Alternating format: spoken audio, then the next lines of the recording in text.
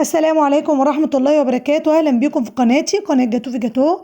النهاردة إن شاء الله هنعمل مع بعضنا الاسبونج كيك، سهل جدا وبسيط، وكمان مكوناته موجودة في كل بيت، وكمان هش جدا وأخف من الريشة زي ما انتوا شايفين كده.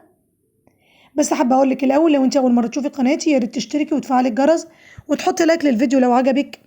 ويلا بينا نشوف الفيديو ده اتعمل ازاي أو الكيك دوت. طبعا كتير من متابعيني على التيك توك طلبوا مني الطريقة، فانا حبيت انا اعمله كده في فيديو كده يكون سريع، يكون كمرجع ليكم.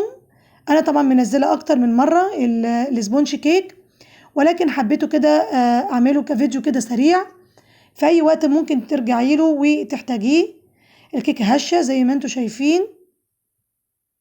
انا طبعا بكسر الكيكه بالمنظر دوت، لاني انا محتاجاها بعد كده في كبات الترايفل. انا هفرمها بعد كده في الكبه وهستخدمها، ما تقلقيش. المقادير والطريقه كمان انا عاملاها في اخر الفيديو.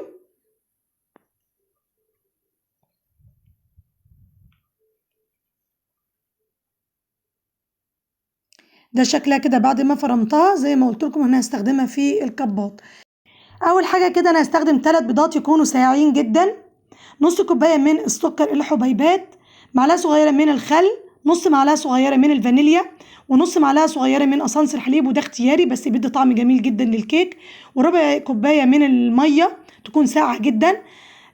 معايا كيس بونو من المحسن الجل، يعني تستخدمي الكيس كله يكون ساقع جدا برضو، او ممكن تستخدمي معلقه من العلبه اللي انا وريتها لكم. كوبايه كده تكون مكبوسه من الدقيق يكون متعدد الاغراض، ورشه ملح. وهنخل كده كل المكونات ديت مع بعضيها واقلبها كده قبل ما اضربها في العجان. ممكن تستخدمي المضرب الكهربائي. هقلب بس لغايه ما تمتزج كل المكونات دي مع بعضيها. لو حبيتي يكون الكيكه بني زي ما انا عاملاها، هتعيني معلقتين كبار من الدقيق وهتحطي معلقتين كاكاو ويكون نوعيه كويسه.